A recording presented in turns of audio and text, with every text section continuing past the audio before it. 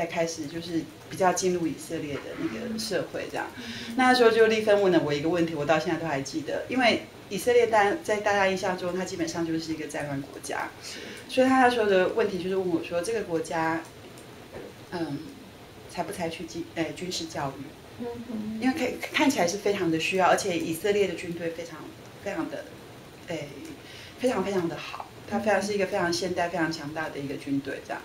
我说并没有他们其实非常的自由开放，而且我觉得是在10年前的时候，对我而言是一个开放过头的教育这样子。对，因为小孩子，他们容许小孩做的事情是我们在这边非常难以想象的。可以举几个例子吗？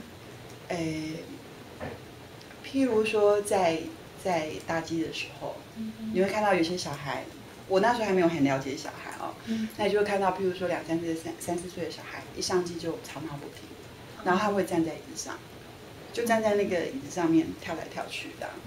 那对我来讲，我就会第一个反应就是，这一定是父母没教好啊，小孩出门吵成这个样子。然后当然我就在旁边观察，妈妈就在旁边安慰。之后呢，路过的人会停下来，帮他安慰这个小孩子，就开始跟小孩玩啊。然后呢，继续没有用，然后接下来就是那个空服人员也过来，开始跟小孩说，那你要不要这个？你要不要那个？你是不是要喝点东西，还是你要吃点东西？我那时候非常的讶异。对，就是这个东西是我在台湾不大有见到的。那后来我才发现那个东西是一个常态，就是说其他的旁边不认识的人，去介入你跟你的小孩的互动关系是非常正常的，这是一个。然后第二个就是我后来才发现，他们对于小孩的那个发展的理解能力，其实也比一般。就是我在台湾碰到的人多很多，所以他们其实非常清楚。就我后来自己进入幼教之后，我非常清楚那个年龄的小孩，其实你要让他做得很足是不大可能的事情。对，然后所以就是我可以看到他们的人其实对于小孩的理解程度是很高的。对，所以他们在那种状况之下会去帮助父母去安抚这个小孩子，就连路人都可以很自然的做这样的事情，对，就做这种事情这样子。然后我后来我也收回很多，因为我的老大那时候就是他一出生就有眼睛的问题。那我们住南部，那以色列的医疗制度是要转诊的，就是你从地方的诊所，然后转到地方医院，从地方医院转到全国的医院。那他们有一间是全国的儿童医院，是最好的医院，那在北部。所以我们那时候常常要坐飞机，那大概是从1岁左右，我们就常在搭飞机。那犹太人的这个个性就让我收回非常的多，因为在机上，他会就是可以起来的时候，我们就让他在旁边站着，因为他不能去走道走，他站着就会往后看，然后就开始跟后面的人玩，然后后面的大人也会跟他玩耍，对，就是让你会觉得说，就是他们也了解小孩的状况，然后也会让你比较放松，因为你会在台湾，你就会很担心小孩吵闹啊，小孩不小心去撞到椅子啊，对人家非常不好意思。可是在这部分，在以色列你就觉得非常的放松，对。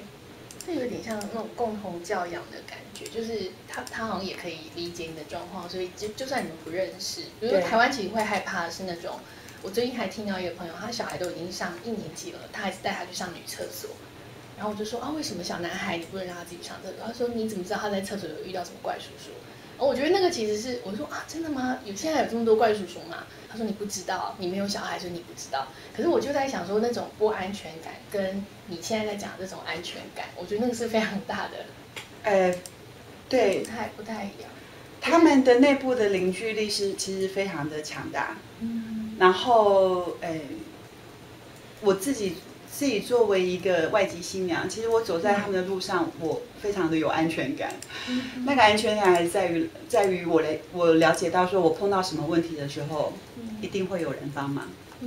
对他们那个这个也很有趣哦，就是有一次就是有台湾的女孩子去自助旅行，然后他们就来到以色列，然后就跟我说以色列的人非常的不友善。为什么呢？因为台湾的女生哦，特别是长得漂亮的女生，她们非常习惯到外国，就会有男孩子会主动帮他们搬行李，之类的事情，这样在以色列是绝对不会有。对，那不会有原因，我等一下再告诉你。那么可是我跟他说，其实我看的不是这样，我看的是我在那个地方，我只要出口开口问人家我要做什么事情，都会有人帮助。对，绝对我没有碰到不帮助的这个事情。好，那我刚刚再回来谈说，为什么不会有人去帮他搬行李哦？因为以色列其实是一个男女非常平等的社会，男孩子呢没有在女孩子开口之前就做这种事情，会被骂。对，所以我上的飞机是完全同样的状况。譬如说我要把行李放上去，不会有人非常 gentle 的来帮我放。可是如果我放不上去，我跟他说：“喂，你来帮我放上去。”他就会站起来帮我放上去。可是他们不会在你开口之前就先介入，因为他们觉得那是一种不尊重。不尊重女孩子，就是你就当作我比较弱嘛，只是因为我是女孩子，你就以为我没有办法自己搬行李嘛。所以你可以谈谈你自己去，比如说，我觉得你